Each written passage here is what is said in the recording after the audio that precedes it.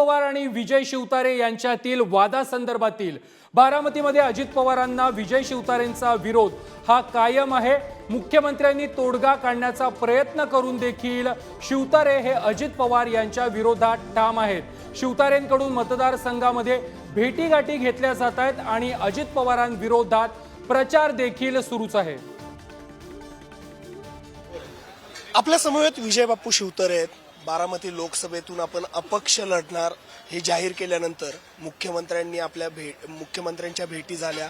काय एकंदरीत या भेटींमध्ये ठरलं गेलं आणि आता आपण अपक्ष लढण्यावरती ठाम आहात? नाही, मी बराच वेळा सांगितलं, मुख्यमंत्री महोदयांना मी सांगितलं होतं, जेव्हा फिरल्यानंतर अंडरकरंट पाहिल्यानंतर ही सीट आपण महायुतीतून शिवसेनेला घ्यावी, धनुष्यबाणाच्या चिन्हावर ही सीट जिंकण्याचा इतिहास, मोठा इतिहास आपण करू शकतो हे त्यांना मी समजावलं। त्याच्या प्रत्यक्ष आले होते, त्यांनाही मी ते सांगितलं, साहेबांना एवढं कळवा की खूप हे आहे। मी आता इतकं पुढे गेलेलो की याच्यानंतर मी पाठीमागे येणे, जनतेचा विश्वास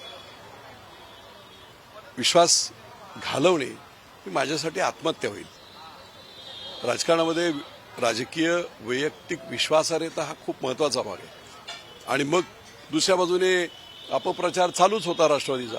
विजय शिवतारे कोणाची स्क्रिप्ट आहे, तटकरे बोलतायत, दाबून पैसे घ्या, कोण आणखी लिहितोय आणि विधानसभा हे करून घ्या, ह्या अपभ्रंश आणि अपप्रचार खूप चालूच होता। त्यामुळे मी जनतेच्या हितासाठी आणि मी पुन्हा सांगतो की पवार वर्सेस अँटी पवार मतदार, जनसामान्य याच्यासाठी निवडणूक लढतोय आणि निश्चितपणे त्यांना तो मतदान करण्याचा अधिकार जो डॉक्टर बाबासाहेब आंबेडकरांनी दिलाय, तो योग्यरीत्या योग्य माणसासाठी बटणं दाबण्याची जी संधी आहे ती देण्यासाठी मी निवडणूक लढतोय, हे सगळ्यांना मी जगजाहीरपणे सांगितलंय। त्यामुळे अगदीच गरज पडली तर इव्हन कमळावर लढायचं तिथपर्यंत सुद्धा माझी तयारी झाली की बा उगाच शिवतारे आगावपणा करतोच असं नाही झालं तर मग आहे अपक्ष। अपक्ष जर लढलं तर पक्षभंगाची कारवाई किंवा शिस्तभंगाची कारवाई होऊ शकते। एक लक्षात घ्या, लोकांचं हित आणि लोकांची मानसिकता ही लोकशाहीमध्ये सगळ्यात महत्त्वाची आहे। त्यामुळे मी स्वतःहून सांगितलेलं आहे की बाबा मी राजीनामा देऊन टाकेल, तुम्हाला अडचणी काय असतील तर बाहेर पडेल, उद्या इलेक्शन संपून जाईल। वैयक्तिक माननीय मुख्यमंत्री एकनाथभाई शिंदे यांचे अतिशय सौहार्दाचे आणि जिव्हाळ्याचे माझे त्यांचे संबंध आहेत।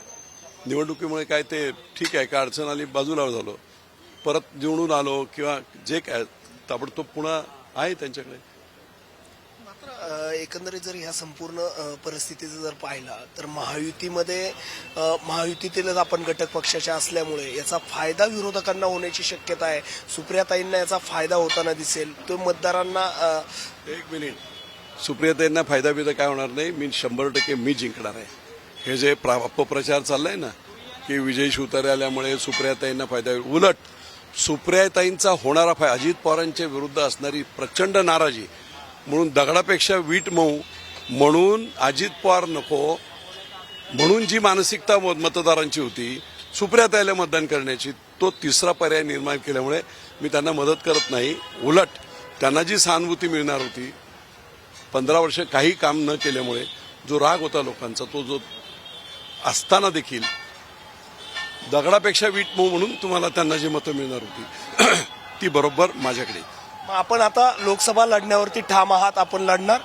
आता एवढं आता सगळं सांगून रामाची सीता कोण, 100% नक्कीच। एकंदरीत जर आपण पाहिलं तर विजय बापू शिवतारे हे निवडणूक लढण्यावरती ठाम असल्याचं पाहायला मिळत आहे। कॅमेरामन अनिल सह तुषार झरेकर, पुढारी न्यूज, पुणे।